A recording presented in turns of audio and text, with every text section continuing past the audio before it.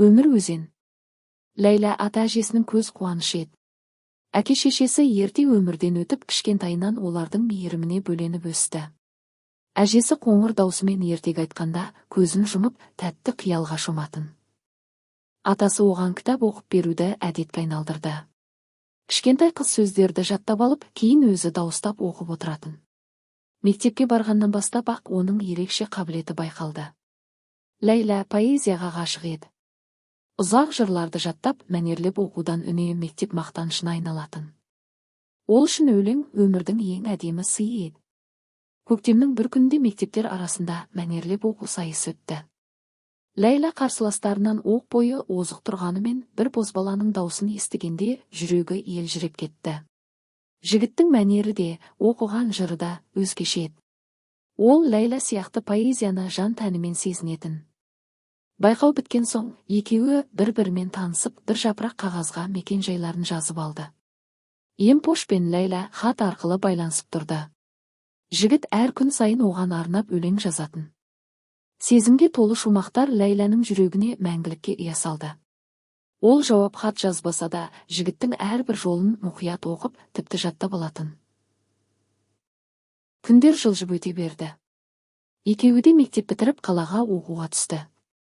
Жат қалада екеуінің жолдары сирек тоғысатын. Бірақ олардың арасында үнсіз түсіністік бар еді. Бұл махаббаттың үндемей де сөйлей алатынын дәлелдегендей болатын. Бірақ тағдыр олардың болашағына басқа жоспар дайындап қойыпты. Емпошқа әскерге шақыру қағазы келгенде Ләйләнің жүрегі шымырлап кетті. Оны шығарып салған сәтінде көзіне жас алып, болашақты елестетті. Емпош әскери борышын өтеп келіп, екеуі үлкен той жасап, бақытты отбасы құратын еді. Жігіт те дәл осылай армандады. 2 жыл тез өтеді. Ләйлә, мен міндетті түрде ораламын. Ләйлә үнсіз бас изеді. Ол жігіттің жылы алақанын соңғы рет ұстап тұрғандай сезінді. Емпош пойызға мініп алыстап кеткенше Ләйлә орнынан қозғалмады. Кейде өмір адам ойлағандай бола бермейді. Ләйләнің ата-әжесі науқастанып, оны тұрмысқа беруге асықты. Қыз қарсыласты, бірақ әжесі көз жасын төгіп отырып, біз сенің жаныңда көп болмаймыз, қарағым. Саған тірек болатын адам керек деді. Ләйлә бәрін түсінді. Ол жанұясының тілегін жерге тастай алмады. Көп ұзамай басқа біреуге тұрмысқа шықты. Емпош әскерде жүргенде сүйіктісінің тұрмысқа шыққанын естіді. Бұл хабар оның жүрегін тас-талқан етті. Ол ештеңені түсіне алмады, бірақ Ләйләнің өз еркімен бұлай жасай қоймайтынын іштей сезді.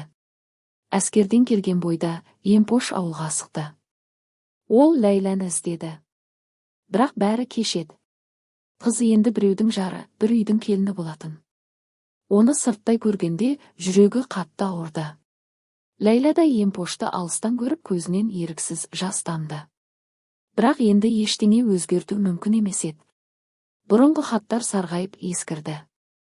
Бірақ Ләйлә сол өлеңдерді ұмытпады. Олар әлі күнге дейін жүрегінде сақталды. 50 жыл өтті. Емпош та Ләйлә да ата мен әже болды. Әркім өз отбасының қамымен жүр. Бірақ өткен шақтың тәтті естеліктері екеуінің де есінде мәңгіге қалды. Кейде Ләйлә кешқұрым жалғыз қалғанда Емпоштың хаттарынан жаттаған өлеңдерін күбірлеп оқитын. Бақытты бол деп жүрегінде тілейтін. Ал Емпош аспандағы жұлдыздарға ұзақ қарап отырып, үнсіз күрсінетін. Өмір өзен секілді. Бір толқын екіншісін қуып ағып өте береді. Бірақ шын махаббат ешқашан ұмытылмайды.